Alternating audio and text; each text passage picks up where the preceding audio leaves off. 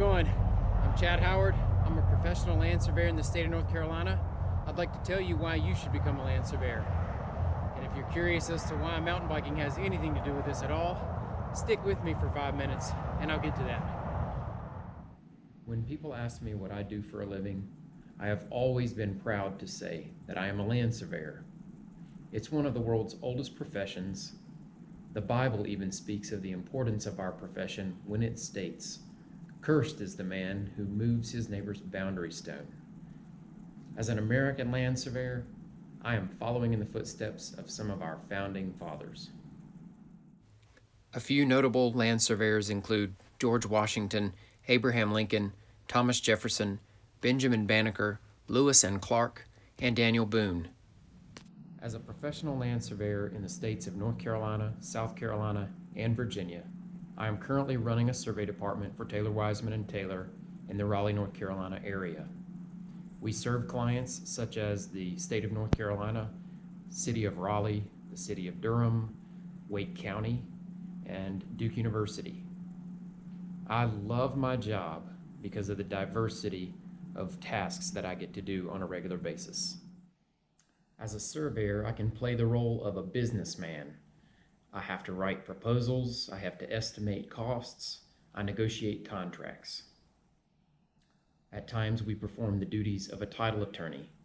This comes into play when we have to find deeds for properties that we are going to be doing boundary surveying services on.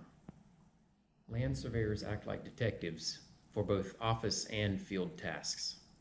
In the field, we are acting like a detective when we are searching for clues, such as an old axle or an old rebar as a property corner. In the office, we're acting like a detective when we have to weigh the found evidence against the legal descriptions found in the deeds to determine where we believe the property line to exist. As a land surveyor, I am definitely a cartographer. I am ultimately a map maker. I am a recruiter. I am always looking for talent that would make our team better. I'm recruiting right now. Surveyors are excellent storytellers. If you get a couple of us together, you will definitely hear someone's story about that rattle-headed copper moccasin that almost bit his leg off. Sometimes surveyors have to play the role of a collection agency. Rest assured, you'll always have at least one client that doesn't want to pay his bills, and you'll have to haggle him to get your payment. Surveyors must be teachers. It is up to our party chiefs to teach incoming staff how to accurately perform field survey functions. Likewise, in the office, surveyors must teach new hires how to become draftsmen so that they can make accurate maps. Surveyors are pioneers with technology. Our party chiefs have been using robots for over 20 years. Surveyors can be pilots. Many surveyors are now getting FAA certifications so that they can legally operate unmanned aircraft systems and use them to perform surveying functions.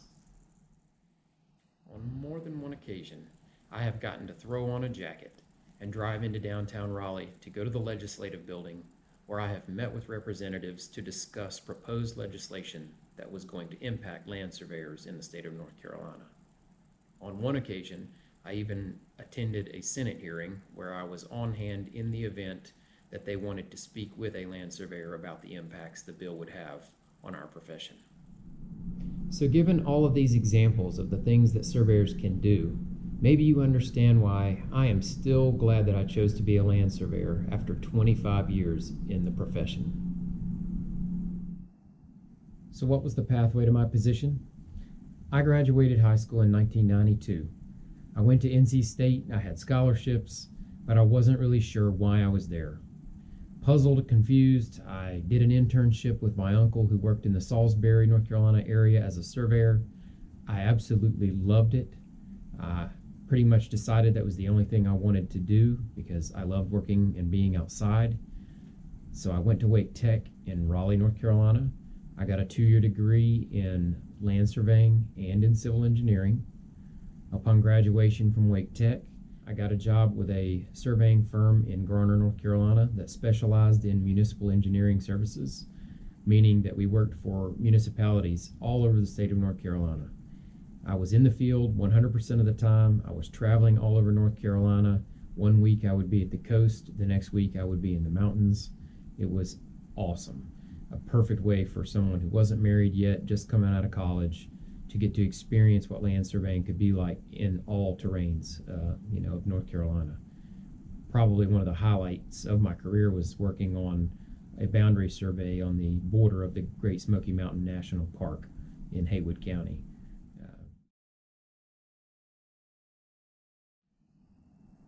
After 5 years of being in the field, I had the experience required to take the exam to become a professional land surveyor. So in 2000, at the age of 26, I passed the exam and I was licensed.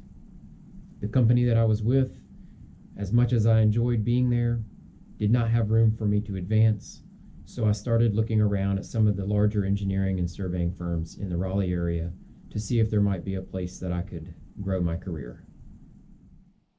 In October of 2000, I joined Taylor Wiseman & Taylor as a project manager. After a short period of time, I was promoted to survey division manager. I've been managing personnel and projects for TWT for 20 years now. If you're interested in becoming a land surveyor, I would encourage you to reach out to one of the following resources: the North Carolina Society of Surveyors, the North Carolina Board for Engineers and Land Surveyors, North Carolina A&T, specifically the Geomatics Department, or your local community college system. So what does mountain biking have to do with this? Well, after 5 years of being in the field, I advanced in my career, I got moved into the office, and I began to spend way too much time behind a desk. I was adding pounds on, and it just wasn't good for my mental health either. A buddy of mine talked me into buying a mountain bike. I got one and I started riding during my lunch breaks. Eventually, over time, the lunch breaks would get a little bit longer and longer, and as a part of being with TWT for 20 years, my company has given me an amazing flexibility with my schedule. Basically, as long as I get my work done and keep my clients happy, they let me take long lunches. I can work in the evenings, I can work from home. Surveying in the office part is something you can do remotely. So it has enabled me to get outside at lunch and enjoy the great outdoors. And at 46 years old, I can honestly say that I can ride a bicycle now better than I ever could. And I guess in some way, I owe that to land surveying.